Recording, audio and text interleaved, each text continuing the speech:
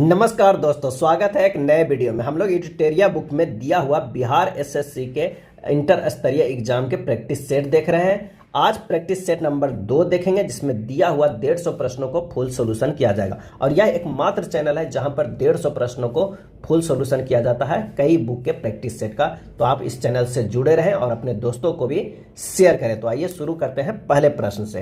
पहला प्रश्न है कि रोग प्रतिकारों को उत्पन्न करने वाला सेल कौन सा है। रोग प्रतिकारों को उत्पन्न करने वाला सेल कौन सा है, और इसका सही आंसर हो जाएगा ऑप्शन सी, लिम्फोसाइट। लिम्फोसाइट एवं मोनोसाइट्स कणिका विहीन श्वेत रुधिर राणु होती है। यह सबसे छोटे श्वेत रुधिराणु किंतु संख्या में अधिक होता है। यह 2 प्रकार के होता है, बीटा लिम्फोसाइट एवं टी लिम्फोसाइट, जिसमें बीटा लिम्फोसाइट प्रतिरक्षी प्रोटीन बनाता है। एचआईवी अगर होता है तो एचआईवी विषाणु लिम्फोसाइट को नष्ट कर प्रतिरक्षा तंत्र को कमजोर कर देता है। अगला प्रश्न है कि मानव की पसलियां खाली स्थान के साथ जुड़ी होती है, और इसका सही आंसर हो जाएगा ऑप्शन सी, स्टर्नम के साथ। मानव में जो होता है 12 जोड़ी अर्थात 24 पसलियां पाई जाती है। यह स्टर्नम के साथ जुड़ी होती है। किसके साथ? स्टर्नम के साथ। और कितनी होती है? 24 पसलियां होती है, 12 जोड़ी पसलियां होती है। सुक्रोज नामक एंजाइम शर्करा को किसमें बदलती है, और इसका सही आंसर हो जाएगा ऑप्शन सी, ग्लूकोज एवं फ्रक्टोज में। सुक्रोज एंजाइम शर्करा को ग्लूकोज व फ्रक्टोज में बदल देता है। पेप्सिन प्रोटीन को पेप्टोन्स में बदल देता है। कई बार यह प्रश्न पूछा गया है। पेप्सिन क्या करता है? प्रोटीन को पेप्टोन्स में बदल देता है। लाइपेज वसा को बसीय अम्ल एवं ग्लिसरॉल में बदल देता है। माल्टेज माल्टोज को ग्लूकोज में बदल देता है। माल्टेज जो है माल्टोज को ग्लूकोज में बदल देता है। अगला प्रश्न है कि गुरुत्वाकर्षण का सिद्धांत किसके द्वारा दिया जा गया है। गुरुत्वाकर्षण का सिद्धांत, और इसका सही आंसर हो जाएगा सी, आइजैक न्यूटन के द्वारा दिया गया है। गुरुत्वाकर्षण पदार्थों द्वारा एक दूसरे की ओर आकृष्ट होने की प्रवृत्ति है। सर आइजैक न्यूटन ने गति के 3 नियम एवं गुरुत्वाकर्षण के सिद्धांत का प्रतिपादन किया। न्यूटन ने अपने मौलिक खोजों के आधार पर बताया कि केवल पृथ्वी ही नहीं अपितु विश्व के प्रत्येक कण जो होता है वो दूसरे कण को अपनी ओर आकर्षित करता है, और कणों के बीच कार्य करने वाले पारस्परिक आकर्षण को गुरुत्वाकर्षण तथा उससे उत्पन्न बल को गुरुत्वाकर्षण बल कहा जाता है। अगला है, निम्नलिखित कणों को द्रव्यमान के अनुसार अवरोही क्रम में व्यवस्थित कीजिए। तो अगर हम प्रोटॉन की द्रव्यमान की बात करें तो 1.672 गुना 10 के पावर -27 kg होता है। अगर हम न्यूट्रॉन की बात करते हैं तो 1.678 गुना 10 के पावर -27 kg होता है। और इलेक्ट्रॉन का कितना होता है? 9.108 गुना 10 के पावर -31 kg होता है। आंसर जो हमारे पास हो जाएगा वो हो जाएगा ऑप्शन सी। नेक्स्ट है, सौर विकिरण की सबसे महत्वपूर्ण भूमिका है सौर विकिरण की, और इसका सही जवाब हो जाएगा ऑप्शन सी, जल चक्र। जल चक्र में सौर विकिरण की सबसे महत्वपूर्ण भूमिका है। सौर विकिरण जल चक्र को चालित करता है और जल को बाष्पीकरण करता है। सौर विकिरण द्वारा बर्फ का जल में द्रवीकरण होता है। जल चक्र हाइड्रोस्फीयर में जल की विभिन्न गतिविधियों को दर्शाता है। अगला है, सूची 1 और सूची 2 को सुमेलित कीजिए और सूचियों के नीचे दिए गए कूटों का प्रयोग कर सही उत्तर को चुनिए। तो त्वचा कैंसर कैसे होता है? तो पराबैंगनी प्रकाश के कारण होता है। ध्वनि प्रदूषण की बात करें तो किसमें मापा जाता है? तो ये डेसिबल में।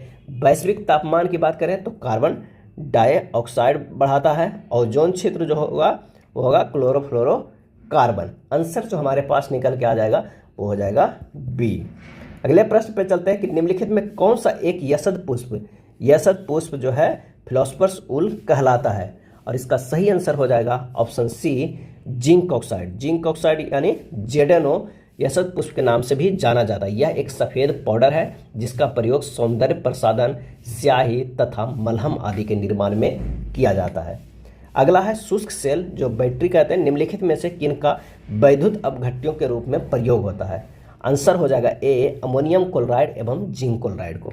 शुष्क सेल में अमोनियम क्लोराइड और जिंक क्लोराइड का विद्युत अपघट्य यानी इलेक्ट्रोलाइट्स के रूप में प्रयोग होता है। शुष्क सेल में जस्ते का एक बर्तन होता है जिसमें मैग्नीज डाइऑक्साइड, नौसादर जिसे अमोनियम क्लोराइड कहते हैं, कार्बन आदि का मिश्रण भरा होता है। इनमें कार्बन की छड़ एनोड का कार्य करती है, जबकि स्वयं जस्ते का बर्तन कैथोड का कार्य करता है। मैग्नीज डाइऑक्साइड एवं कार्बन के मिश्रण और जस्ते की दीवारों के बीच अमोनियम क्लोराइड की गाढ़ी लुगदी भरी जाती है। अगला है, 86 डिग्री फ़ारेनहाइट का सेल्सियस में मान बताएं। 86 डिग्री फ़ारेनहाइट से एक फार्मूला होता है c/5 बराबर f माइनस 32/9। यहाँ से c बराबर हो जाएगा 5/9 गुना क्या हो जाएगा f माइनस 32। मान रख दीजिए 5/9 गुना 86 माइनस 32। आंसर हमारे पास हो जाएगा कितना 30 डिग्री सेंटीग्रेड। ऑप्शन बी सही हो जाएगा। अगला है लेजर का उपयोग किसमें नहीं होता है, लेजर का उपयोग, और इसका सही जवाब हो जाएगा ऑप्शन डी एटॉमिक रिएक्टर में। लेजर का उपयोग कैंसर रोग के चिकित्सा में, होलोग्राफी में, CD DVD scanner, printer, photocopy machine, छपाई मशीन आदि में किया जाता है। अब कई बार पूछा जाता है लेजर का फुल नाम, तो लेजर का होता है लाइट एम्प्लीफिकेशन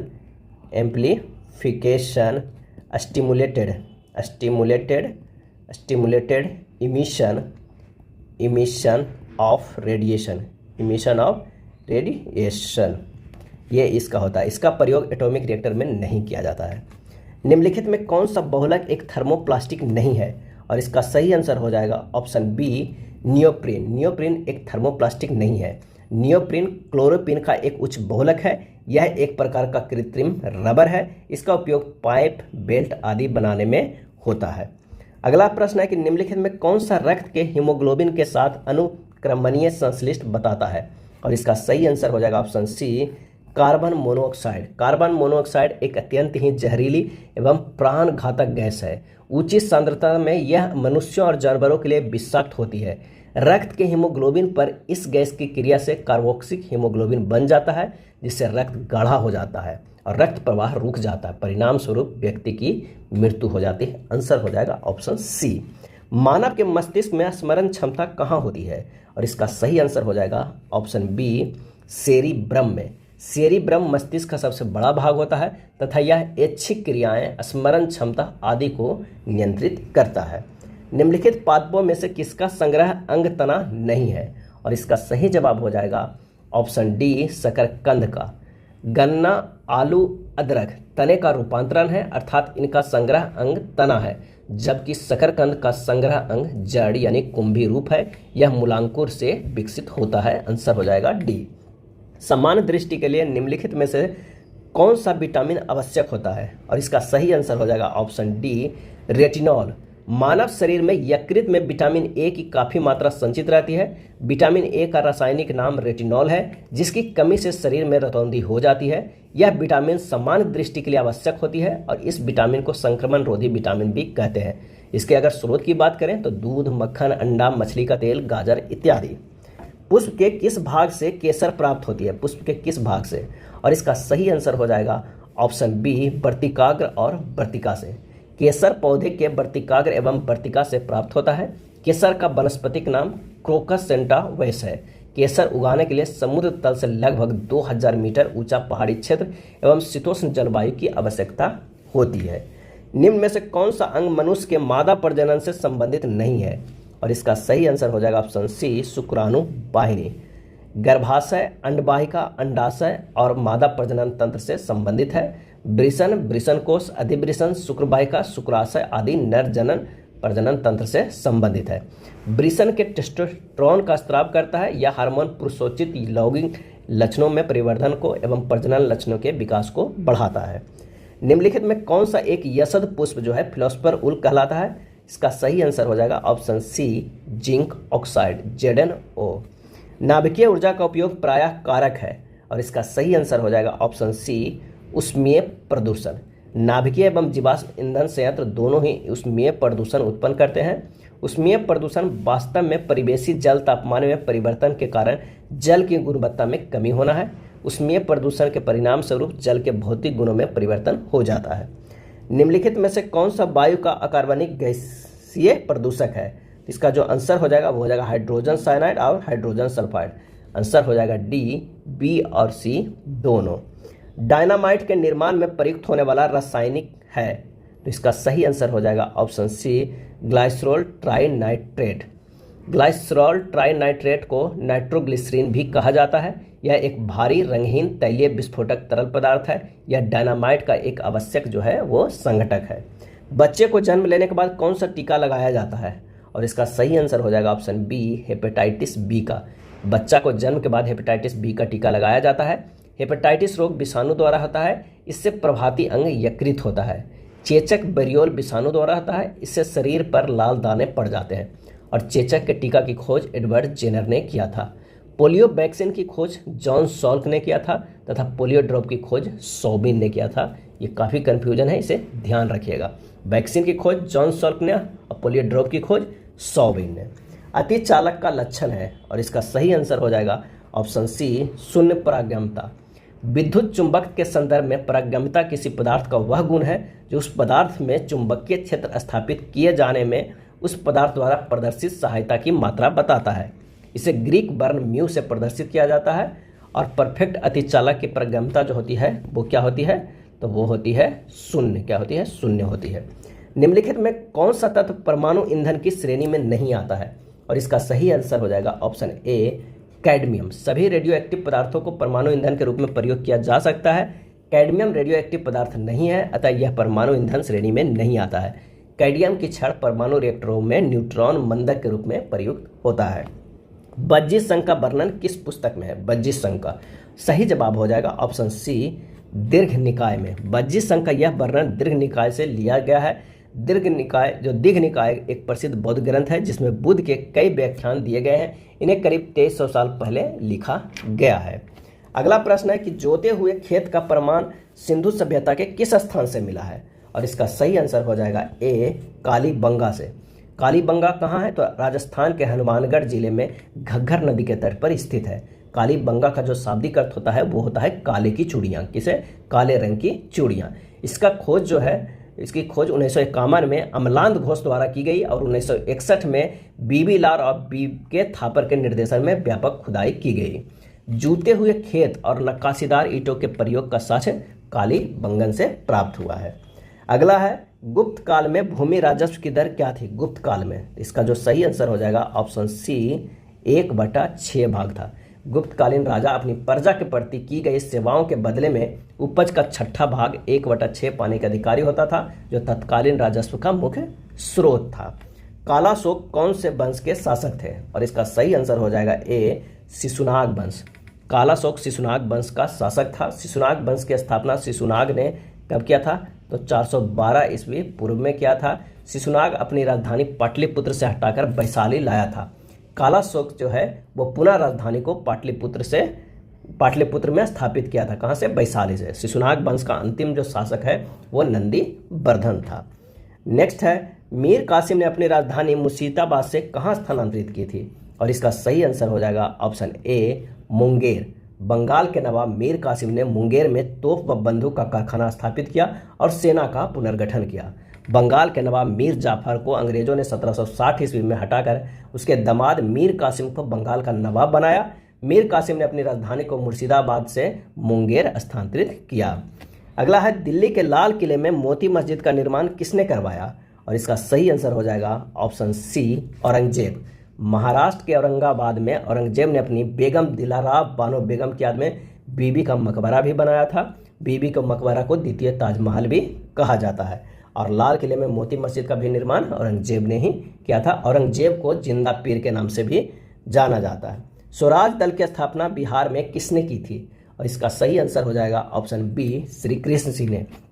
1 जनवरी 1923 ईस्वी को मोतीलाल नेहरू तथा चित्तरंजन दास द्वारा इलाहाबाद में स्वराज दल की स्थापना की गई। बिहार में स्वराज की स्थापना श्री कृष्ण सिंह द्वारा की गई और बिहार में स्वराज दल के प्रथम अध्यक्ष श्री नारायण प्रसाद तथा सचिव अब्दुल बारी थे। अगला प्रश्न है कि दिल्ली में किस सुल्तान ने स्वयं का नायाब एक खुदाई कहा था? और इसका सही आंसर हो जाएगा ऑप्शन सी, बलबन। बलबन ने स्वयं को पृथ्वी पर ईश्वर का प्रतिनिधि और प्रतिछाया घोषित किया था। इसके बाद उसने खुद को नायाब एक खुदाई कहा। बलबन ने राजतत्व सिद्धांत दिया जो एक दैवीय उत्पत्ति सिद्धांत से संबंधित है। बलबन ने रक्त और लौह नीति का प्रतिपादित किया। यह कई बार प्रश्न पूछा गया है। रक्त और लौह नीति का प्रतिपादन किसने किया? तो बलबन ने। बलबन ने ही नवरोज का त्यौहार सिजदा और पैबोस प्रथा को भी लागू किया था। प्रथम विश्व युद्ध किस वर्ष शुरू हुआ था? और इसका सही आंसर हो जाएगा ऑप्शन बी, 1914 ईस्वी में शुरू हुआ था। कब शुरू हुआ था? 28 जुलाई 1914 ईस्वी को। और 11 नवंबर 1918 ईस्वी तक ये युद्ध चला था। प्रथम केंद्रीय शक्तियां और मित्र देशों के मध्य लड़ा गया ये युद्ध था। अगला है आत्मीय सभा की स्थापना किसने की थी, और इसका सही जवाब हो जाएगा ऑप्शन डी, राजा राम मोहन राय ने। आत्मीय सभा का 1815 ईस्वी में कलकत्ता में स्थापित की गई थी और 20 अगस्त 1828 ईस्वी में राजा राम मोहन राय ने ब्रह्म समाज की स्थापना किया था। राजा राम मोहन राय को राजा की उपाधि अकबर सेकेंड ने दिया था और इन्हें पुनर्जागरण का पिता कहा जाता है, भारतीय पुनर्जागरण का पिता। इंग्लैंड के ब्रिस्टल में सितंबर 1833 ईस्वी में इनका देहांत हो गया था। अगला प्रश्न है कि भारत का प्रथम गवर्नर जनरल कौन था, इसका सही आंसर हो जाएगा डी, लॉर्ड विलियम बेटिक था। बंगाल का पहला गवर्नर रॉबर्ट क्लाइव था। बंगाल का अंतिम गवर्नर एवं बंगाल का प्रथम गवर्नर जनरल वारेन हेस्टिंग्स था और बंगाल के अंतिम गवर्नर जनरल तथा भारत का प्रथम गवर्नर जनरल लॉर्ड विलियम बेटिक था। भारत का अंतिम गवर्नर जनरल तथा प्रथम वायसराय लॉर्ड कैनिंग था और भारत का अंतिम वायसराय तथा स्वतंत्र भारत का प्रथम गवर्नर जनरल लॉर्ड माउंटबेटन था और स्वतंत्र भारत का अंतिम गवर्नर जनरल तथा प्रथम भारतीय गवर्नर जनरल चक्रवर्ती राजगोपालाचारी थे। ये काफ़ी जो 5 प्रश्न हैं वो काफ़ी बार पूछा जाता है। मैं समाजवादी और गणतंत्रवादी हूँ, यह कांग्रेस के एक अधिवेशन में अपने अध्यक्षीय भाषण में किसने कहा, और इसका सही आंसर हो जाएगा ऑप्शन ए, जवाहरलाल नेहरू, जिनका जन्म जो हुआ था कब हुआ था, तो 14 नवंबर 1889 ईस्वी को, कहाँ, इलाहाबाद में। जवाहरलाल नेहरू की बड़ी बहन विजया लक्ष्मी बाद में संयुक्त राष्ट्र महासभा की पहली महिला अध्यक्ष भी बनी थी और 26 जनवरी 1930 को लाहौर में जवाहरलाल नेहरू ने स्वतंत्र भारत का झंडा फहराया था। वो कांग्रेस की अध्यक्षता कब कब किए थे, 1929, 1930 तथा 1937 में चुने गए थे। राज्य चुनाव आयोग द्वारा पंचायत चुनाव जिस अनुच्छेद के तहत संचालित व नियंत्रित होता है उसका उल्लेख है, आंसर हो जाएगा ए, अनुच्छेद 243 के में उल्लेख है पंचायतों का चुनाव। अब पंचायतों का लेखा व अंगेक्षक जो है 243 जे में है, पंचायतों का संविधान 243 बी में है, ग्राम सभा 243 ए में है। भारत का राष्ट्रपति कितनी बार पुनः चुनाव के लिए पात्र होता है, आंसर हो जाएगा ऑप्शन डी, कितनी भी बार। राष्ट्रपति अधिकतम कितनी बार भी पद पर रह सकते हैं, इसकी कोई सीमा तय नहीं है। अब तक केवल पहले राष्ट्रपति राजेंद्र प्रसाद ने ही इस पद पर 2 बार अपना कार्यकाल पूरा किए हैं। राष्ट्रपति का कार्यकाल 5 वर्ष का होता है। वर्तमान में द्रौपदी मुर्मू भारत की दूसरी महिला राष्ट्रपति हैं। 25 जुलाई 2022 को भारत को 15वीं राष्ट्रपति बनी है, कौन, द्रौपदी मुर्मू। अगले प्रश्न पर चलते हैं कि राष्ट्रपति को निम्नलिखित में से शपथ कौन दिलाता है, आंसर हो जाएगा ए, भारत के मुख्य न्यायाधीश। राष्ट्रपति को भारत का मुख्य न्यायाधीश शपथ दिलाता है, लेकिन राष्ट्रपति अपना त्याग पत्र उपराष्ट्रपति को देते हैं, उपराष्ट्रपति को शपथ राष्ट्रपति दिलाते हैं। राष्ट्रपति का अनुच्छेद 61 के अंतर्गत महाभियोग के द्वारा भी हटाया जा सकता है। राज्य का मंत्रिपरिषद सामूहिक तौर पर किसके प्रति उत्तरदायी है, और इसका सही आंसर हो जाएगा ए, विधानसभा। भारतीय संविधान के 164 बी में वर्णित है कि राज्य का मंत्रिपरिषद सामूहिक तौर पर विधानसभा के प्रति उत्तरदायी होगा। लोकतंत्रात्मक शासन की सफलता के लिए आवश्यक है, और इसका आंसर हो जाएगा शिक्षित जनता भी, आर्थिक समानता भी, नागरिक स्वतंत्रता भी, आंसर होगा डी। भारतीय संविधान स्पष्टता प्रेस की स्वतंत्रता की व्यवस्था नहीं करता, परंतु यह स्वतंत्रता अंतर्निहित है किस अनुच्छेद में है, और इसका सही जवाब हो जाएगा ऑप्शन ए, 19 ए। संविधान में प्रेस की स्वतंत्रता का उल्लेख नहीं किया गया है। हालांकि प्रेस या मीडिया की स्वतंत्रता भारत के संविधान द्वारा अनुच्छेद 19 ए के तहत प्रदत्त वाक स्वतंत्रता और अभिव्यक्ति स्वतंत्र के अधिकार में निहित है। यह स्वयं पत्रकारिता को प्रोत्साहित करता है और लोगों के सरकार के कार्यों के पक्ष या विपक्ष में अपनी राय देने का अवसर देकर लोकतंत्र को बढ़ावा देता है। किस संविधान संशोधन द्वारा पंचायती राज व्यवस्था संस्थाओं की संवैधानिक दर्जा प्रदान किया गया, और इसका सही आंसर हो जाएगा ऑप्शन ए, 73वां। पीवी नरसिम्हा राव के प्रयास से 1992 में संसद द्वारा पारित 73वें संवैधानिक संशोधन को मंजूरी मिली है। इसके तहत संविधान में भाग 9 में अनुच्छेद 243 से क से न जोड़ा गया है। किस संविधान संशोधन द्वारा मतदान की आयु 21 वर्ष से हटाकर 18 वर्ष की गई, और इसका सही आंसर हो जाएगा ए, 61वां संविधान संशोधन अधिनियम 1889 ईस्वी में किया गया था। 73वां संविधान संशोधन 1992 में पंचायती राज को संवैधानिक दर्जा दिया गया है। 84वां संविधान संशोधन 2002 लोकसभा एवं विधानसभा का परिसीमन किया गया है। सौर मंडल का प्रधान आकाशीय पिंड कौन सा है, और इसका आंसर हो जाएगा ऑप्शन डी सूर्य है। सूर्य सौर मंडल का मुखिया है। यह सौर मंडल के केंद्र में स्थित एक तारा है। सूर्य की उत्पत्ति जो है वो 4.6 बिलियन लाख पहले हुआ था। अगला प्रश्न है कि दक्षिण गोलार्ध में सबसे बड़ा दिन होता है, और इसका सही आंसर हो जाएगा ए 22 दिसंबर को। 22 दिसंबर को सूर्य मकर रेखा पर लंबता होता है। यह दिन को मकर संक्रांति कहते हैं तथा रात सबसे छोटी होती है। 21 मार्च से सूर्य उत्तरी ध्रुव को प्रकाशित करना शुरू कर देता है और 23 सितंबर तक प्रकाशित रहता है, इसलिए उत्तरी ध्रुव पर लगातार 6 महीने का दिन होता है। 21 मार्च से 21 जून तक की अवधि को उत्तरायण कहते हैं। नेक्स्ट है भारतीय हिमालय क्षेत्र की सबसे ऊंची चोटी है, भारतीय हिमालय क्षेत्र की, और इसका सही आंसर हो जाएगा ए कंचनजंगा। भारत में स्थित हिमालय की सबसे ऊंची चोटी कंचनजंगा है। कितने मीटर है? तो यह 8598 मीटर है, जो सिक्किम नेपाल सीमा पर स्थित है। और विश्व की सबसे ऊंची चोटी माउंट एवरेस्ट है। हिमालय के महान हिमालय श्रृंखला में ये अवस्थित है। बिहार में 2001 से 11 के दौरान जनसंख्या वृद्धि दर कितनी थी? आंसर हो जाएगा डी 25.4% की वृद्धि थी। जनसंख्या घनत्व अगर 2011 की बात करें तो 1106 है। लिंगानुपात 918 है। शिशु लिंगानुपात 935 है। साक्षरता दर 61.8% है। इसमें अगर हम पुरुष की बात करें तो 71.2% है, और महिला की बात करें तो 51.5% है। विश्व का सबसे बड़ा द्वीप कौन सा है? और इसका सही आंसर हो जाएगा ऑप्शन सी ग्रीनलैंड। ग्रीनलैंड जो है वो आर्कटिक महासागर में अवस्थित है। मेडागास्कर कहाँ स्थित है? हिंद महासागर में अवस्थित है। और न्यू गिनी द्वीप ऑस्ट्रेलिया के उत्तर में स्थित दुनिया का दूसरे सबसे बड़ा द्वीप है। ऑस्ट्रेलिया के उत्तर में स्थित है न्यू गिनी।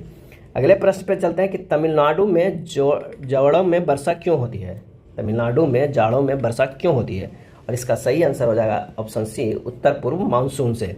सर्दियों के समय देश में उत्तर पूर्वी व्यापारिक पवन समुद्र की ओर बहती है, इसलिए देश के ज़्यादातर इलाकों में शुष्क मौसम होता है।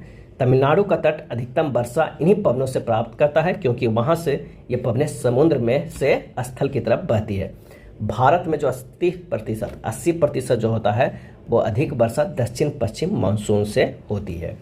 विश्व में ताजे पानी की सबसे बड़ी झील है, और इसका सही आंसर हो जाएगा डी सुपीरियर झील। दुनिया की सबसे बड़ी ताजे पानी की झील लेक सुपीरियर है। यह उत्तरी अमेरिका तथा कनाडा के सीमा पर स्थित है। किस समिति ने प्रतिस्पर्धा अधिनियम 2002 को अधिनियमित करने का सुझाव दिया है?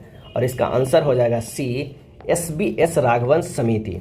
SBS राघवन समिति का अनुशंसा पर एकाधिकार तथा अवरोधक व्यवहार अधिनियम 1969 को निरस्त कर इसके स्थान पर प्रतिस्पर्धा अधिनियम 2002 लाया गया है। विजय केलकर समिति का गठन भारत में मौजूदा सार्वजनिक निजी भागीदारी PPP मॉडल का अध्ययन और मूल्यांकन करने के लिए किया गया है। और 2012 में गठित सी रंगराजन समिति का संबंध है गरीबी मापने की पद्धति की समीक्षा से है। गरीबी रेखा का निर्धारित करने के लिए कौन सा संगठन सर्वेक्षण करता है? और इसका सही आंसर हो जाएगा ऑप्शन बी NSSO। विभिन्न पैरामीटर पर आधारित शोधों और विश्लेषणों के आधार पर नीति आयोग गरीबी सूचकांक जारी करता है। हालांकि नीति आयोग इसके लिए स्वयं कोई सर्वेक्षण नहीं करती है। नीति आयोग द्वारा इसके लिए NSSO के सर्वेक्षण आंकड़ों, विभिन्न रिपोर्टों तथा अन्य थिंक टैंक एवं शैक्षणिक संस्थानों के आंकड़ों को प्रयोग किया जाता है। वातावरण मुख्य रूप से किसके द्वारा गर्म होता है? और इसका सही आंसर हो जाएगा ऑप्शन ए दीर्घ तरंग स्थलीय विकिरण से। वातावरण जो मुख्य रूप से दीर्घ तरंग स्थलीय विकिरण द्वारा गर्म होता है। अगला है निम्नलिखित में से अधिक जैव विविधता कहाँ पाई जाती है? और इसका सही आंसर हो जाएगा ऑप्शन डी उष्णकटिबंधीय क्षेत्र में। उष्णकटिबंधीय क्षेत्र में अधिकतम जैव विविधता पाई जाती है। इस क्षेत्र में भारी वर्षा और उच्च तापमान की दशाओं में विश्व की सर्वाधिक जैव विविधता वाले वनों का विकास होता है। पृथ्वी के आधे से अधिक जंतु वनस्पतियों की प्रजातियां इस क्षेत्र में पाई जाती है। पारिस्थितिकी तंत्र में क्या शामिल होता है? और इसका आंसर हो जाएगा ऑप्शन सी कोई विद्यमान समुदाय उसका परिवेश। पारिस्थितिकी तंत्र तक एक कार्यशील जो है क्षेत्रीय इकाई होता है, जो क्षेत्र विशेष के सभी जीवधारियों, पौधे एवं जंतु एवं उनके भौतिक पर्यावरण के सकल योग का प्रतिनिधित्व करता है। पारिस्थितिकी तंत्र समुदाय एवं परिवेश के मध्यम अंत संबंध का परिणाम होता है। पारिस्थितिकी तंत्र में जैविक एवं अजैविक दोनों घटकों का समावेश होता है। पारिस्थितिकी विज्ञान केंद्र कहाँ स्थित है? सही जवाब हो जाएगा ऑप्शन सी बेंगलुरु में स्थित है। वातावरण मुख्य रूप से किसके द्वारा गर्म होता है? तो आंसर हो जाएगा ऑप्शन ए दीर्घ तरंग स्थलीय विकिरण से। एक पारिस्थितिकी तंत्र में ऊर्जा की मात्रा एक पोषण स्तर से अन्य स्तर में स्थानांतरित के पश्चात क्या होता है? तो आंसर हो जाएगा बी, घटती है। पारिस्थितिकी तंत्र में ऊर्जा का प्रवाह अजैविक प्रणाली से जैविक प्रणाली की दिशा में होता है। अगला है, यूरोप में पिरेनीज पर्वत श्रृंखला किन दो देशों को अलग करती है? पिरेनीज पर्वत श्रृंखला, और इसका सही आंसर हो जाएगा ऑप्शन ए, स्पेन और फ्रांस। आल्प्स पर्वत जो है फ्रांस एवं इटली को अलग करता है। जूरा पर्वत फ्रांस एवं स्विट्जरलैंड को अलग करता है। चांद पर उतरने वाला दूसरा आदमी कौन था? और इसका सही आंसर हो जाएगा option C, Edward Buzz Aldrin. Edward Buzz Aldrin अमेरिकी मैकेनिकल इंजीनियर व अंतरिक्ष यात्री थे। वे अपोलो जो है 11 से चांद पे गए थे। अपोलो 11 से विमान यात्रियों की सहायता में थे। वे 20 जुलाई 1969 को चांद पर उतरे। चांद पर पैर रखने वाले बज एल्ड्रिन दूसरे व्यक्ति थे, जबकि प्रथम व्यक्ति कौन थे? तो नील आर्मस्ट्रॉन्ग थे। निम्नलिखित में से किसे बाघपटु वक्ता कहा जाता है? बाघपटु वक्ता, आंसर हो जाएगा ऑप्शन ए, गोपाल कृष्ण गोखले को। गोपाल कृष्ण गोखले को बाघपटु वक्ता कहा जाता है। अपनी बाघपटुता के कारण ही वे बजट की आलोचना विशिष्ट तरीके से करते थे।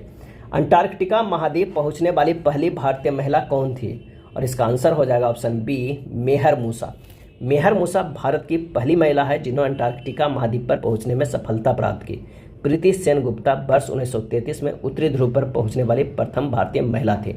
उज्ज्वला पाटिल भारत की प्रथम महिला है जिन्होंने वर्ष 1988 में पूरे विश्व का चक्कर लगाया था। और गीता घोष भारत की पहली महिला para troopers of India air force हैं। अगला है, भारतीय न्यूक्लियर विज्ञान का जनक किसे कहा जाता है? और इसका सही आंसर हो जाएगा ऑप्शन ए, होमी जे भाभा को। डॉक्टर होमी जहांगीर भाभा भारतीय न्यूक्लियर विज्ञान के जनक माने जाते हैं। वे परमाणु ऊर्जा आयोग के अध्यक्ष भी थे और जनवरी 1966 में वायुयान दुर्घटना में उनकी मृत्यु हो गई थी। भारत का पहला पनडुब्बी पर्यटन किस राज्य में शुरू किया जाएगा? इसका आंसर हो जाएगा ऑप्शन सी, गुजरात में। गुजरात सरकार देश का पहला पनडुब्बी पर्यटन शुरू करने जा रही है। यह प्रोजेक्ट द्वारका शहर के तट पर एक छोटे से द्वीप बेट द्वारका के आसपास शुरू की गई है। केंद्र सरकार ने पिछले कुछ वर्षों में राष्ट्र विरोधी गतिविधियों में संलिप्त होने के कारण किन किन संगठनों पर प्रतिबंध लगाया है? कूट का प्रयोग करके सही उत्तर चूज कीजिए। तहरीक ए हुर्रियत को भी, जमात इस्लामी को भी, जम्मू कश्मीर लिबरेशन फ्रंट को भी और जम्मू कश्मीर डेमोक्रेटिक फ्रंट, ये चारों को। तो आंसर हो जाएगा ऑप्शन डी। रेल मंत्रालय के तहत किन दो केंद्रीय सार्वजनिक क्षेत्र उद्यमों सीपीएसई को वित्त मंत्रालय द्वारा नवरत्न का दर्जा दिया गया है? और इसका सही आंसर हो जाएगा ऑप्शन ए, इरकॉन और राइट्स लिमिटेड को। 15वें और 16वें नवरत्न के रूप में इन्हें घोषित किया गया है। इन्हें यह दर्जा वित्त मंत्रालय द्वारा प्रदान किया गया है। हाल ही में किस राज्य में हर जिले में ड्रोन पुलिस यूनिट की स्थापना होगी? आंसर हो जाएगा ऑप्शन सी, बिहार में। मिशन सुरक्षा का मुख्य उद्देश्य दियारा एवं पहाड़ी क्षेत्रों में होने वाले अवैध कारोबार जैसे शराब निर्माण, अवैध अग्निशस्त्र निर्माण, अफीम की खेती आदि अपराध नियंत्रण एवं साथ ही यातायात नियंत्रण एवं विधि व्यवस्था बनाए रखने के लिए है।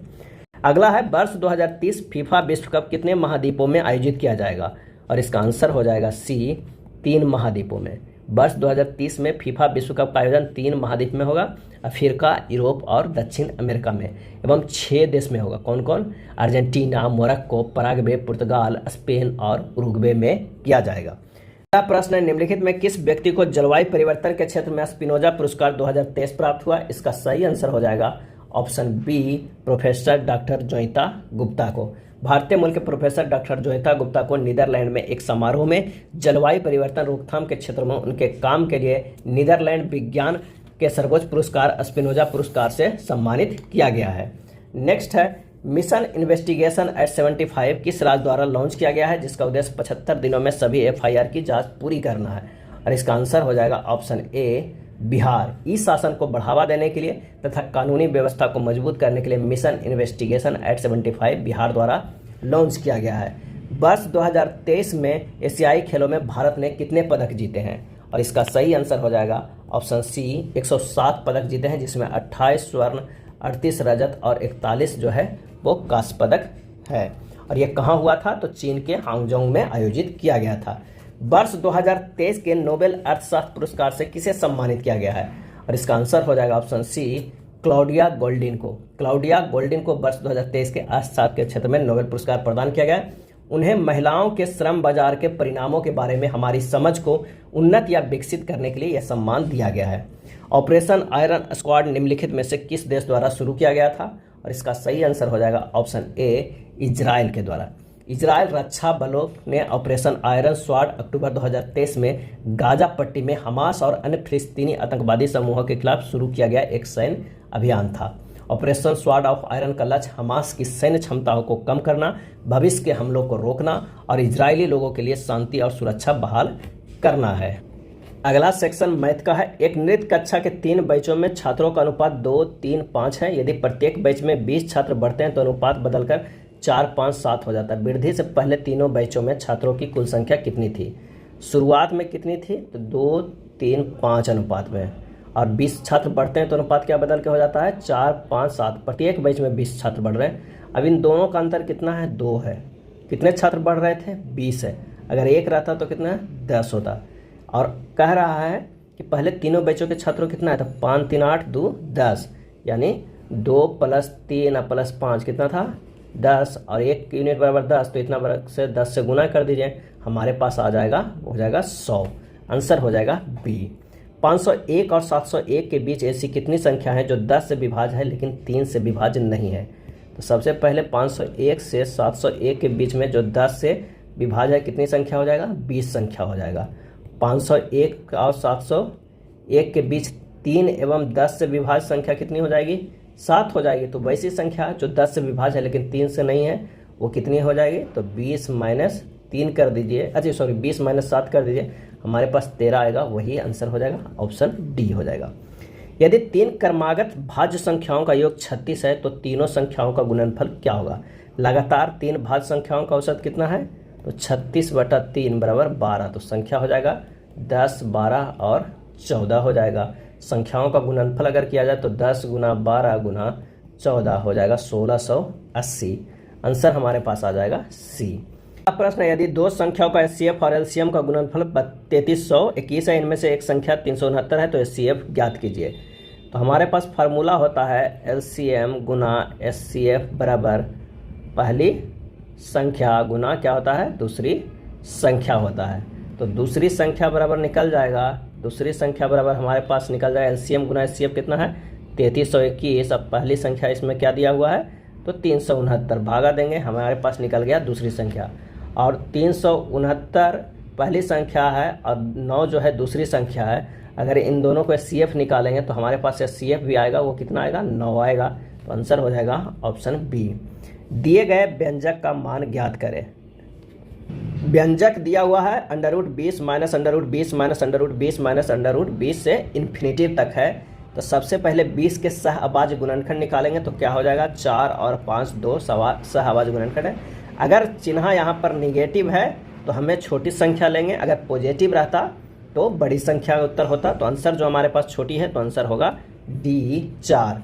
ओ केंद्र वाले एक वृत्त में जो है वो क्या कर रहा है? पी और पीवी एक बाह्य बिंदु पी से क्रमशः ए और बी पे स्पर्श कर रहा है। अगर यहाँ से देखा जाए तो एक यहाँ पर से ये आ रहा है, कहाँ देखा जाए, इससे स्पर्श कर रहा है ये, और एक यहाँ से जो है वो स्पर्श कर रहा है। ये पी बिंदु है, यहाँ ए है और यहाँ बी है, और ये जो है वो ओ है। ए और बी पर स्पर्श रेखाएं खींची जाती है। यदि कोण ए पी वी बराबर 24 डिग्री है तो कोण ए ओ बी ज्ञात कीजिए। यहाँ पर कह रहा है कि यहाँ से ये है और ये यहाँ है, और ये जो एंगल हमारे पास है वो निकालना है, और ये दिया हुआ है कितना? 24 डिग्री दिया हुआ है।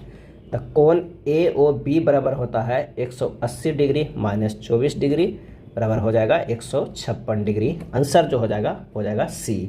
ए और बी का मध्यानुपाती सी है, तो बताइए a² सी और b² सी का मध्यानुपाती क्या होगा? ए और बी का मध्यानुपाती माने सी बराबर होगा √AB, यानी c² बराबर AB। अब कह रहा है a² सी और b² सी के मध्यानुपाती क्या हो जाएगा? ये हो जाएगा √a² सी × b² सी। तो a² मान रख दीजिए, a² × b² × c² है, यानी यहाँ पर हो जाएगा ABC। और ABC को हम लिख सकते हैं, क्या लिख सकते हैं? AB को c² लिख सकते हैं, यानी CQ हो जाएगा। आंसर जो हमारे पास आ जाएगा सी, ऑप्शन सी हो जाएगा। नेक्स्ट है, मिश्र धातु ए और बी में तांबा और जस्ता का अनुपात क्रमशः 3:4 है और 5:2 9 है। ए और बी को 2:3 के अनुपात में लिया जाता है और पिघलाकर एक नई मिश्र धातु सी बनाई जाती है। सी में तांबा और जस्ता का क्या अनुपात हो। यहाँ पर कह रहा है कि ए मिश्र धातु का जो रेशियो है कितना है, 3:4 है और बी का कितना है, 5:9 है। अब इससे क्या करना है कि हमें लेना है ए और बी से 2:3 में लेना है, यानी 2:3। इससे क्या कर रहा है कि 2 कर रहा है और इससे ले रहा है 3। तो हमारे पास यहाँ पर कितना आ रहा है, तो अगर ये 4 3 क्या होता है, 7 होता है, या 9 और 5 कितना होता है, तो ये होता है 9 और 5 14 होता है। तो 7 से ये दुगना है 14, तो इसे भी 2 से मल्टीप्लाई करेंगे तो ये भी 14 हो जाएगा, और इसे भी 2 से 1 से मल्टीप्लाई करेंगे तो ये 14 रह जाएगा।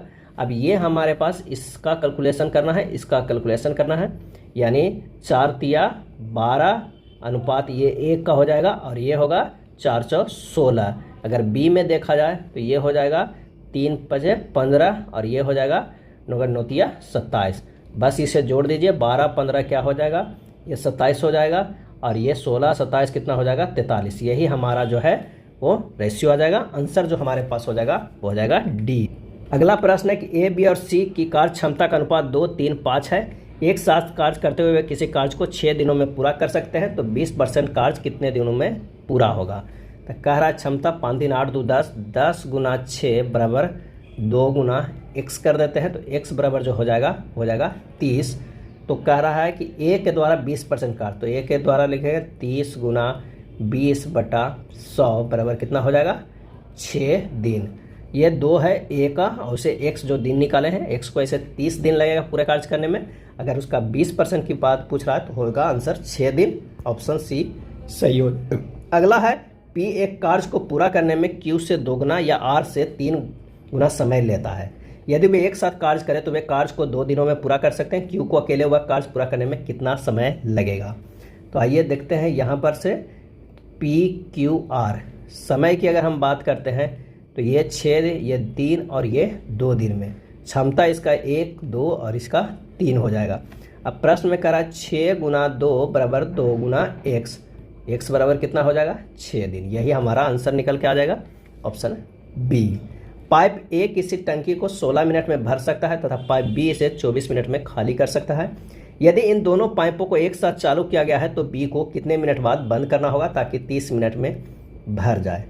तो अगर हम बात करते हैं समय ए का जो है, ए और यहाँ बी, ये 16 मिनट, ये 24 मिनट है। अगर इसका क्षमता की बात करते हैं तो ये हो जाएगा कितना, 3, और इसकी क्षमता की अगर हम बात करते हैं तो ये कितना हो जाएगा, तो ये हो जाएगा 2। बी जो है खाली कर रहा है तो ये हो जाएगा निगेटिव। माना दोनों पाइपों को x मिनट के लिए खोला गया तो ये हो जाएगा 48 बराबर 3 - 2 गुना x प्लस 3 × 30 - x हो जाएगा। जब इसे सोल्व कीजिएगा तो ये होगा 48 बराबर x प्लस 90 - 3x, तो 2x बराबर हो जाएगा 42, x बराबर जो होगा 21 मिनट हो जाएगा। आंसर जो हमारे पास आ जाएगा वो हो जाएगा ए।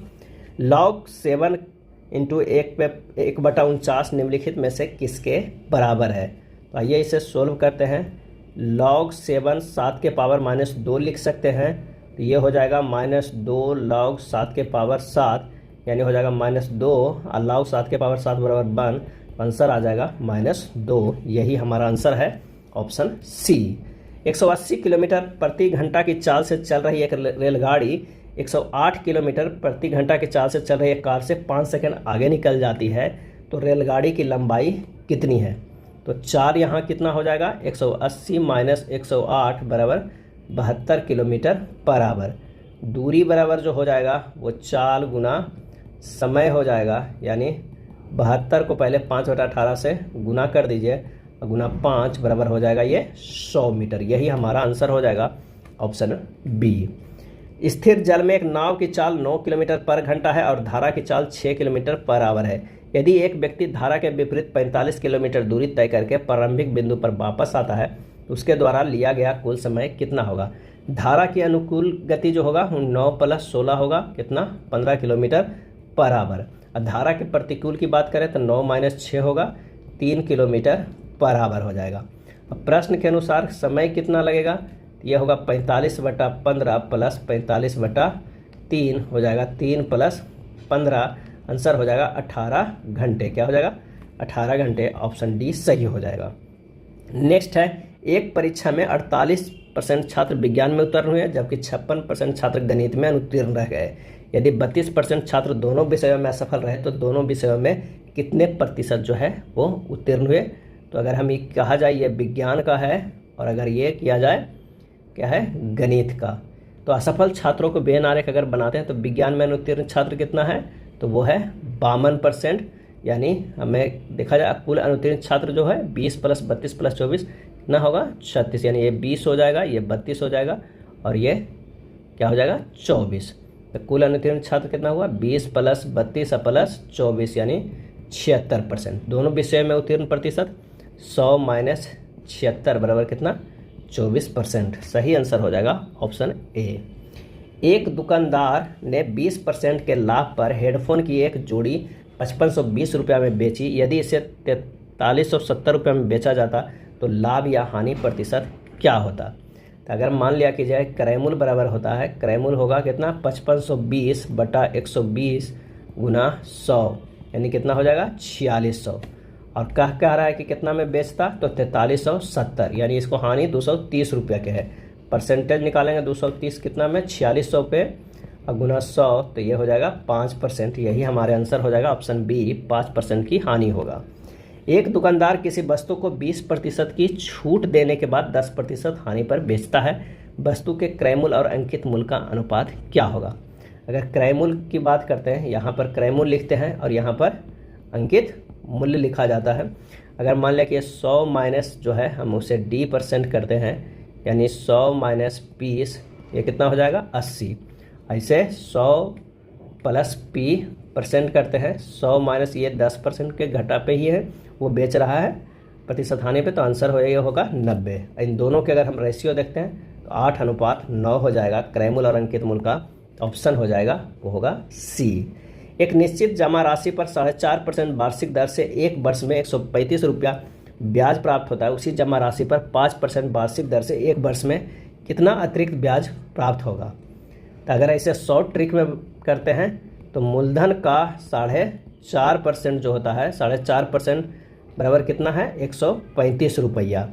तो हाफ कितना कर रहा है मूलधन का कितना 0.5% कितना होगा, तो 135 बटा 4.5 गुना 0.5 बराबर 15 रुपया। यही हमारा आंसर निकल के आ जाएगा, ऑप्शन डी हो जाएगा। अगला है 8400 रुपया पर वार्षिक 12% ब्याज की दर से 1.5 वर्षों के लिए चक्रवृद्धि ब्याज की गणना कीजिए जो कि अर्धवार्षिक रूप में चक्रवृद्धि किया जाता है। तो मान लिया कि अगर आर बराबर कितना दिया हुआ है 6%, टी बराबर 3 वर्ष, तो 3 साल का चक्रवृद्धि ब्याज कितना होता है 3 और एक ये होता है 100 ट्रिक, इसे आप बना सकते हैं।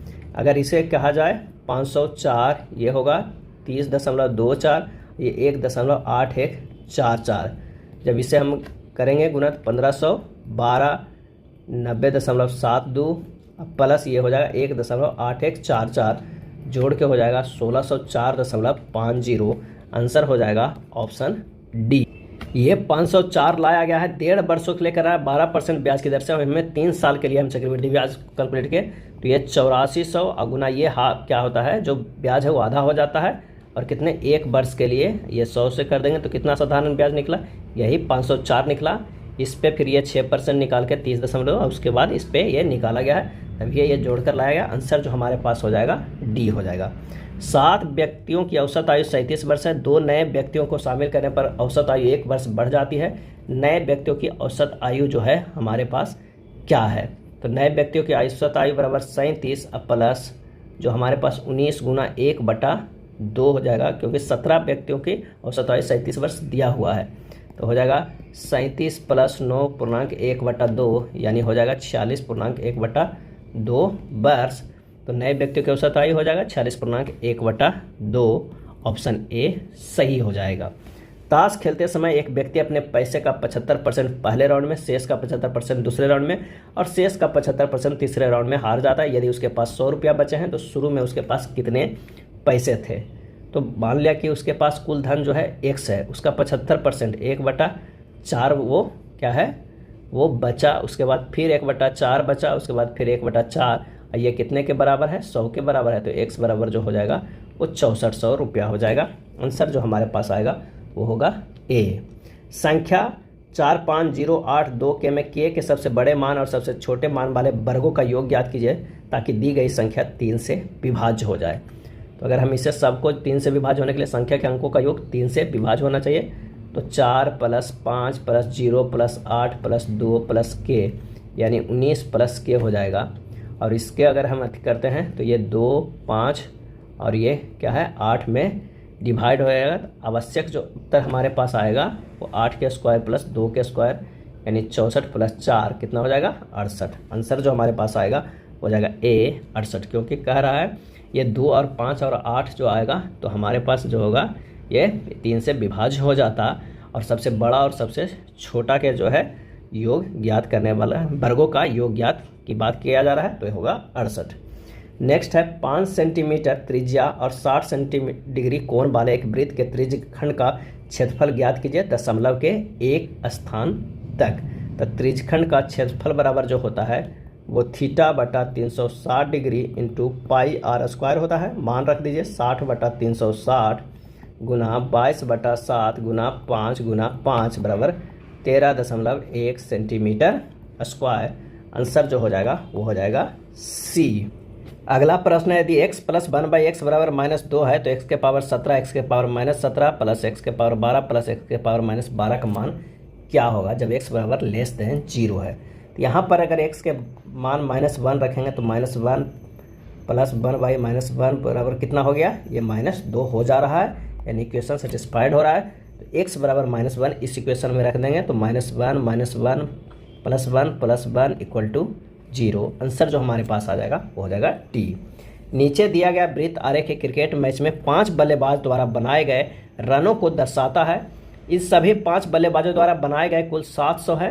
किसी एक बल्लेबाज द्वारा बनाए गए रनों को इन सभी 5 बल्लेबाजों द्वारा बनाए गए रनों के प्रतिशत के रूप में दिखाया गया है। एल, एन और आर द्वारा बनाए गए कुल रन कितने हैं। तो एल + एन + आर द्वारा बनाया गया कितना है 29 + 13 + 12 यानी 54% है।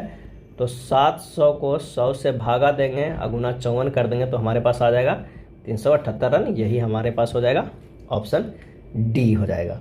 नेक्स्ट है बालू का घर सैम से 30 मीटर दूर है। ये अगर बालू का घर है उसे सैम से 30 मीटर दूर है, किसका, सैम का घर है ना, सैम से 30 मीटर दूर है।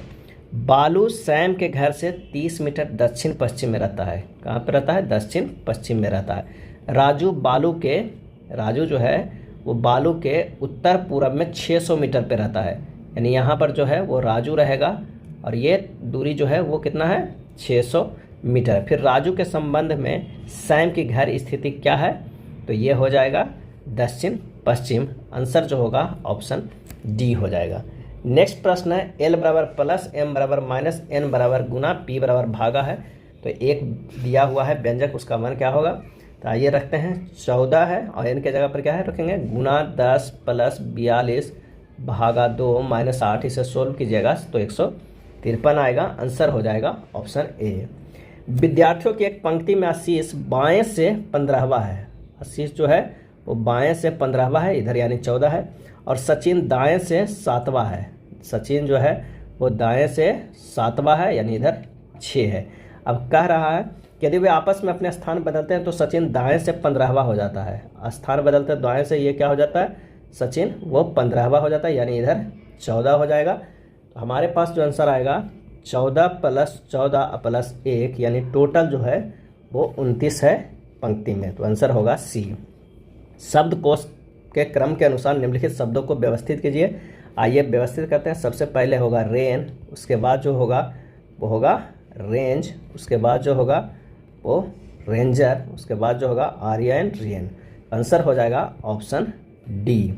उस विकल्प का चयन करें जो तीसरे नंबर से उसी तरह संबंधित है जैसे दूसरी संख्या पहली संख्या से संबंधित है। तो यहाँ पर देखिए कि a का प्लस 5 करेंगे तो 6 आएगा, इसको स्क्वायर करेंगे तो ये 36 आएगा। 2 प्लस 5 करेंगे तो ये हो जाएगा 7, 7 के स्क्वायर करेंगे तो वो 49 आएगा। यानी जो दिया हुआ संख्या उसमें से 5 जोड़ के स्क्वायर कर देना है, 5 जोड़ के स्क्वायर कर। चिन्हों को किस अदल बदल से निम्नलिखित समीकरण सही हो जाएगा। इसका जो सही आंसर हो जाएगा वो ऑप्शन सी, माइनस और भागा में। एक दिन में घड़ी की सुइयां कितनी बार एक साथ होती है? इसका सही आंसर हो जाएगा सी, 22 बार होगी। कितनी बार? 22 बार। एक साथ होना अर्थात 0 डिग्री। 12 घंटे में घड़ी की सुइयां 0 डिग्री कोण बनाती है कितनी बार? 11 बार। तो 24 घंटे में कितनी बार? तो 22 बार। अंग्रेजी वर्णमाला में कौन सा अक्षर बाएं से चौथे के दाएं का छठा होगा? तो आंसर हो जाएगा, वो होगा बाएं से 10वां स्थान अर्थात जे हो जाएगा। निम्नलिखित विकल्पों में वह शब्द चुनिए जो दिए गए शब्दों के अक्षरों का प्रयोग करके बनाया जा सकता है अथवा नहीं बनाया जा सकता है। इसका सही आंसर हो जाएगा ऑप्शन सी, कॉन्वेंट। कॉन्वेंट में भी शब्द उपस्थित नहीं है, इसलिए कॉन्वेंट नहीं बनाया जा सकता है। सॉरी, कॉन्टिनेंट में भी शब्द उपस्थित नहीं है, इसलिए कॉन्वेंट नहीं बनाया जा सकता है। Option C. यदि कागज को लकड़ी कहा जाता है, लकड़ी को कलम कहा जाता है, कलम को रबड़ कहा जाता है, रबड़ को कपड़ा कहा जाता है, कपड़े को आकाश कहा जाता है, तो फर्नीचर किसका बना होता है? आंसर हो जाएगा ऑप्शन बी, कलम। फर्नीचर बनता होता है किसका? कलम का। अगला प्रश्न है, यदि एम जेड की बहन है, एम जो है वो क्या है? जेड की बहन है। जेड जो है वो पी की पत्नी है। जेड जो है वो पी की पत्नी है और पी जो है ए का पुत्र है। तो जेड और ए से क्या संबंधी है? तो ये पुत्र वधू हो जाएगी। आंसर जो हो जाएगा ऑप्शन ए हो जाएगा। अगला प्रश्न है, एम जो है डी के पूरब में है। इधर अगर एम है तो इधर डी है, डी के पूरब में। के जो है एफ के पश्चिम में है। के जो है वो एफ के पश्चिम में है। एफ जो है डी के दक्षिण में है। तो एम के से किस दिशा में है? और इसका सही आंसर हो जाएगा ऑप्शन सी, उत्तर पूरब में है। दिए गए पैटर्न को ध्यानपूर्वक अध्ययन करें और उस संख्या का चयन करें जो उसमें प्रश्नवाचक चिन्ह के स्थान को प्रतिस्थापित करता है। तो आइए देखते हैं, 3 गुना 4 गुना 4 अगर हम करते हैं तो ये 48 हो जा रहा है। 4 गुना 5 20 गुना 3 करेंगे तो 60 हो जाएगा। 5 या 15, अब 15 को भागा देंगे 105 से, तो हमारे पास जो आंसर आ जाएगा वो हो जाएगा 7, यानी यहाँ 7 होगा। ऑप्शन सी हो जाएगा। चलिए, 83 और 25 में क्या है? अगर मान लिया कि 8 माइनस 3 को मोड करते हैं तो क्या आता है? 5 आता है और इसको स्क्वायर करेंगे तो 25 होगा। उसी तरह 9 को मोड करेंगे तो ये 7 आएगा। 7 का स्क्वायर करेंगे तो ये कितना होगा? 49 होगा। आंसर जो हमारे पास है वो बी होगा। निम्नलिखित प्रश्न में 4 विकल्प दिए गए जिसमें 3 किसी न किसी रूप से समान है जबकि शेष एक अलग है। उस विकल्प का चुनें जो बाकी से अलग है। यहाँ देखिए, 34 माइनस अगर हम 12 करते हैं तो 22 होता है, और ये करते हैं कितना? 67 माइनस 45, तो हमारे पास आ जाता है ये भी 22। 78 माइनस 56 करते हैं तो ये भी 22, लेकिन 34 माइनस 23 करेंगे तो ये 11 आएगा। हमारे पास असंगत जो है वो है सी। यदि बी से शुरू करते हुए प्रत्येक दूसरा अक्षर हटा दिया जाए तो कौन सा अक्षर बाएं से बराहवे के बाएं 5वें आएगा? अगर बाएं से बराहवा और दाएं से 5वां, आंसर हो जाएगा बाएं से 7। कौन सा आ जाएगा? बाएं से बराहवे के बाएं 5वें होगा। वो अगर हम बात करते हैं तो ये होगा, चूंकि एक विषम श्रेणी है इसलिए मूल ए से जेड के अनुसार अगर हम देखते हैं तो कितना होगा? 7 गुना 2 माइनस 1 यानी 13, यानी एम हो जाएगा। आंसर जो हो जाएगा वो हो जाएगा सी हो जाएगा। नेक्स्ट है, निम्नलिखित प्रश्नों में दिए गए विकल्पों में से संबंधित अक्षर या शब्द संख्या को चुनिए। आइए देखते हैं ये किस प्रकार है। तो ई से डी गया है -1, बी से ए गया है -1 और डी से सी गया है, ये भी -1 है। आई एफ एच की बात करें तो आई से -1 गया है एच है, एफ से -1 गया है ई होगा और एस से -1 गया है तो ये जी होगा। आंसर जो होगा वो आंसर होगा बी। अगला प्रश्न है कि मंजय और संजय की वर्तमान आयु का अनुपात क्रमशः 8:7 है और 6 वर्ष पश्चात इनकी आयु का अनुपात 19:17 होगा। 10 वर्ष पश्चात इनकी आयु का अंतर ज्ञात कीजिए। अगर मान लिया कि यहाँ पर ये मंजय है और यहाँ पर संजय है, अगर वर्तमान में इनकी कितनी है रेशियो? तो 8:7 है और 6 वर्ष बाद जो हमारे पास है वो कितना है? 19 है और 17 है। अगर हम देखा जाए तो इसमें से अंतर कितना है? तो यहाँ अगर मान लिया कि इसे 2 से गुना कर देते हैं, इसे 2 से गुना करते हैं, 19 और 17 में अंतर कितना है? 2 यूनिट का अंतर हो रहा है। तो ये हो इतना कर दिया और इसे 1 से हमें गुना कर देते हैं क्योंकि 8 और 7 में अंतर 1 है। अब इनके अंतर अगर कहा जाए तो ये 16 है और 19 है, तो +3 का, और इनमें भी +3 का है।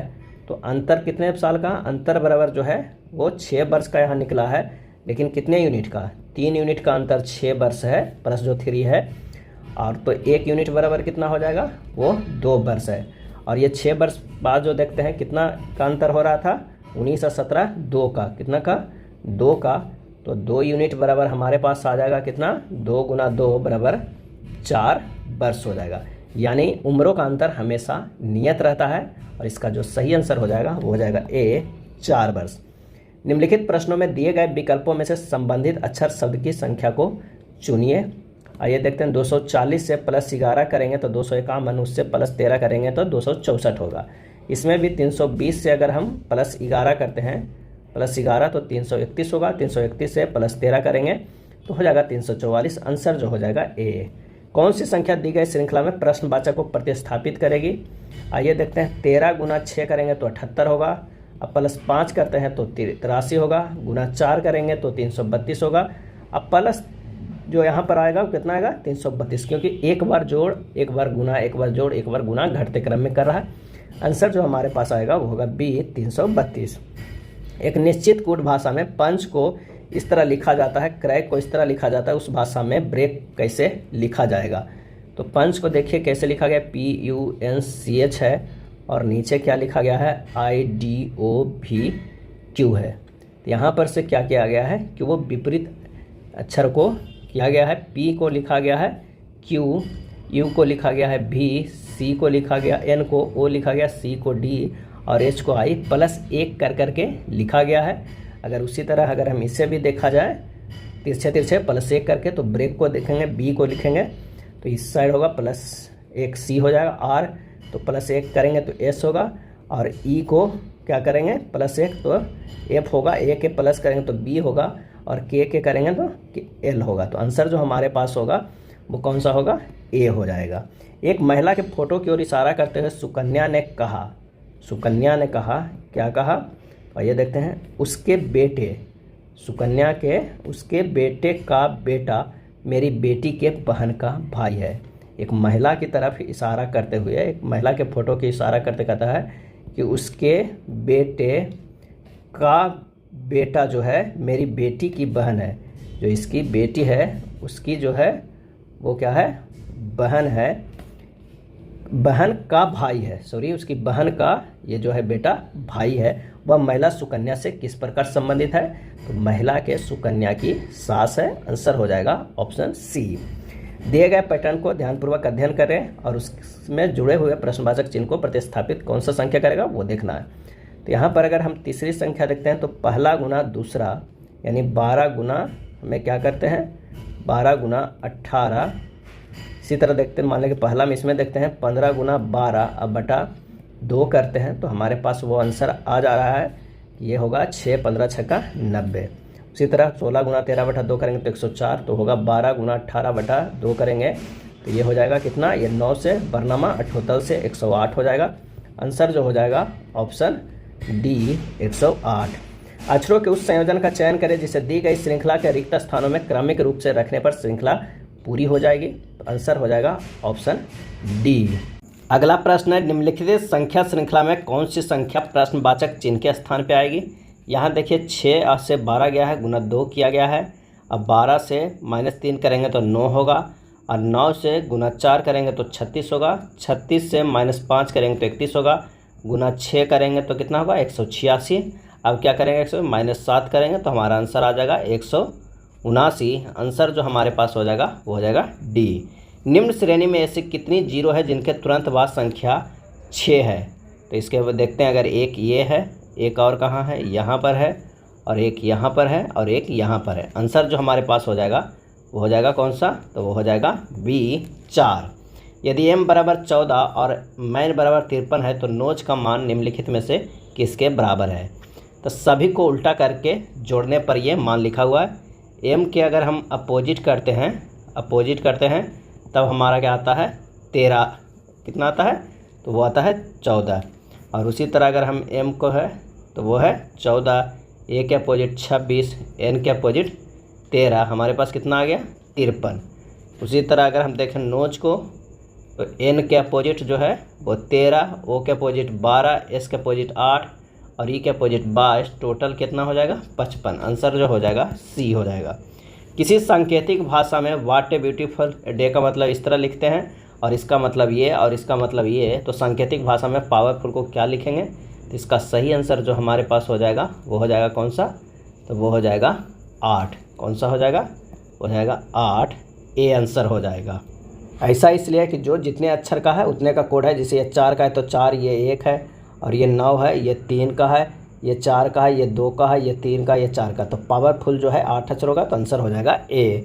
निम्न के कालक्रम के अनुसार व्यवस्थित कीजिए। तो आइए व्यवस्थित करते हैं। सबसे पहले है जो राजेंद्र प्रसाद है, वो कब से कब तक राष्ट्रपति बने थे, 1950 से लेके 1962 ईस्वी तक। राधा कृष्णन बने थे 1962 से 1967 ईस्वी तक। अगर बीवी गिरी की बात करें उसके बाद बने थे तो 1969 से लेके कब तक, 1974 तक। ज्ञानी जैल सिंह की बात करें तो 2002 से लेके 2007 तक।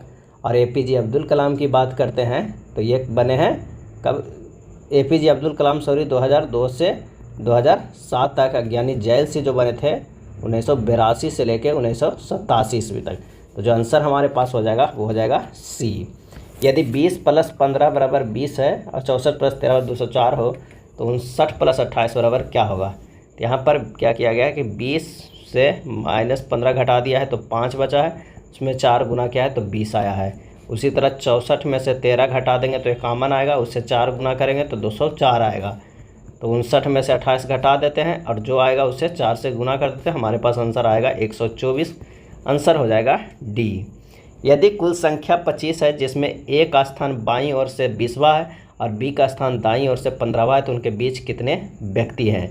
तो इसका जो आंसर हो जाएगा वो कितना हो जाएगा, तो वो हो जाएगा 20 + 15 और -25 हो जाएगा कितना, 35 - 25 बराबर हो जाएगा 10 और -2 कर देंगे तो क्या होगा 8। आंसर हमारे पास हो जाएगा सी।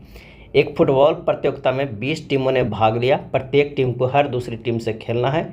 इस प्रतियोगिता में कितने मैच खेले जाएंगे। तो आइए देखते हैं कितने मैच खेले जाएंगे। तो संभव है 20C2 अधिक संभव तरीका है। तो 20C2 को हम लिख सकते हैं 20 × 19/2 यानी 380/2 बराबर 190। आंसर हो जाएगा बी।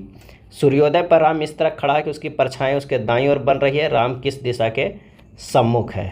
तो कह रहा है आंसर हो जाएगा वो होगा बी, क्योंकि सूर्योदय पर राम इस तरह खड़ा है कि उसकी परछाई उसके दाईं ओर बन रहा है। किधर बन रहा है, दाईं ओर बन रहा है। तो राम किस दिशा के सम्मुख है, तो दक्षिण। कथन एवं निष्कर्ष का प्रश्न है। कह रहा है कि कुछ कुत्ते बैल है। अगर ये कुत्ते हैं तो कुछ कुत्ते जो है वो बैल है। ये बैल है और ये कुत्ते हैं। उसके बाद सभी बैल जो है वो क्या है, तो सभी बैल जो है वो गधे हैं। क्या है, गधे। तो आइए सॉल्व करते हैं। सभी कुत्ते गधे हैं तो ये गलत है। कुछ कुत्ते गधे हैं, सही है। आंसर हो जाएगा सी। केवल निष्कर्ष सेकेंड है, अनुसरण कर रहा है। कथन एवं निष्कर्ष का प्रश्न है। कुछ जो पीन है वो गुलाब है। अगर मान ले कि ये पीन है तो हमारे पास जो क्या होगा, अगर कुछ ये पीन है और ये कुछ गुलाब है। अगला कह रहा है कि कोई गुलाब मशीन नहीं है। कोई गुलाब जो है वो मशीन नहीं है। ये मशीन हो जाएगा और ये क्या हो जाएगा, गुलाब, और ये हो जाएगा पीन। निष्कर्ष, कुछ गुलाब पीन है, बिल्कुल सही है। कुछ पीन मशीन नहीं है, बिल्कुल सही है। सभी मशीन पीन है, गलत है। आंसर जो हमारे पास हो जाएगा वो हो जाएगा डी। 1 और 2 अनुसरण करते हैं। निम्नलिखित में से कौन सा विकल्प दी गई श्रृंखला को पूर्ण करेगा। इसका सही आंसर हो जाएगा वो हो जाएगा ए। अगला है नीचे दिए गए मैट्रिक्स के किसी अक्षर के पहले पंक्ति की संख्या की तरह देखना है। मैट्रिक्स का प्रश्न है। इसमें जो दोनों मैट्रिक्स को देखने के बाद जो प्रश्न पूछा जा रहा है वो रेस्ट का पूछा जा रहा है। तो रेस्ट किस तरह लिखाएगा, तो आर को अगर हम देखेंगे तो 0, 1, 13, 24, 30, 42 लिखाया है। ई की बात करते हैं तो 56, 67, 78, 89, 95 है। एस की बात करते हैं तो 0, 2, 14, 20, 31, 43। इसी तरह टी के लिखेंगे तो 59, 65, 76, 87, 98 है। और देखिए इसमें से कौन सा ऑप्शन मिल रहा है। तो आंसर जो हमारे पास हो जाएगा वो हो जाएगा ए। यही देखना, आर देखना है तो यहाँ पर एक आर है, यहाँ आर है, यहाँ आर है, यहाँ आर है और एक यहाँ आर है। इसी तरह ये मैच करना है। नेक्स्ट है कथन। भारतीय किसान समुदाय की दया पर जी रहे हैं। जब भी यह विफल होते हैं तो वे बर्बाद हो जाते हैं। कार्य विधियाँ। सरकार को सिंचाई के वैकल्पिक स्रोतों की व्यवस्था करनी चाहिए। भारतीय किसानों को अपने खेतों को छोड़कर कुछ अन्य व्यवसाय शुरू करना चाहिए। इसका सही आंसर जो हो जाएगा वो हो जाएगा ए, केवल एक सही है। कथन है कि हाल ही में घोषित वाहन स्क्रैपेज योजना से भारतीय ऑटोमोबाइल उद्योग में महत्वपूर्ण बदलाव आने की संभावना है और इससे नए वाहनों, विशेष रूप से वाणिज्यिक वाहनों की मांग उत्पन्न होने की उम्मीद है। निष्कर्ष, स्क्रैपेज नीति भारत के ऑटोमोबाइल क्षेत्र को बदल सकती है। 4 जोनों में स्क्रैप यार्ड स्थापित किए जाने की संभावना है और इसका आंसर हो जाएगा वो हो जाएगा बी, केवल निष्कर्ष 1 निकाला जा सकता है। अगला देखना है कि कौन विषम संख्या है। तो आइए देखते हैं कि यहाँ पर क्या किया गया है कि जो दूसरी संख्या है, अगर मान लिया कि 16 है, उसमें से 2 जोड़ के स्क्वायर कर दिया है तो पहली संख्या आ गया है। 16 2 18 और 18 के अगर हम क्या करेंगे, 16 को अंडर रूट करके किया करेगा तब आएगा यह 4 + 2 आएगा क्या स्क्वायर, तब आएगा यह 36। इसी तरह अगर 81 की करेंगे तो 9 होगा, उसमें से क्या करेंगे 2 जोड़ेंगे तो हमारे पास क्या आ जाएगा, तो 9 और 2 क्या हो जाता है 11, ये 121। इसमें विषम संख्या की अगर हम बात करें तो ए निकल के आ रहा है। इसे करते हैं तो 5 हो जाएगा +2 7, 7 के 49 हो जाता है। अगर इसकी बात करते हैं तो ये 7 है, +2 जोड़ते हैं तो 9, 9 के 81, यानी विषम जो हमारे पास है वो ए है। अगला प्रश्न है कि संख्या 3 के विपरीत कौन सी संख्या होनी चाहिए। तो यहाँ पर देखिए 3 है, यहाँ पर 3 है, यहाँ पर 1 है, यहाँ पर 1 है, यानी 2 के जो है वो विपरीत कौन सा हो गया, 5 हो गया। अब 3 के कौन कौन नहीं हो सकता है, एक तो 3 में 1 नहीं हो सकता है, 5 नहीं हो सकता है, कौन नहीं हो सकता है, 2 नहीं हो सकता है, 4 नहीं हो सकता है। हमें 4 चीज़ मिल गया तो 3 के विपरीत अब कौन बचा, सिर्फ 6 बचा। तो आंसर हमारे पास हो जाएगा वो होगा बी, 6 होगा। निम्नलिखित दी गई आकृतियों में प्रश्नवाचक चिन्ह के स्थान पर कौन सी उपयुक्त संख्या आएगी। आइए देखते हैं।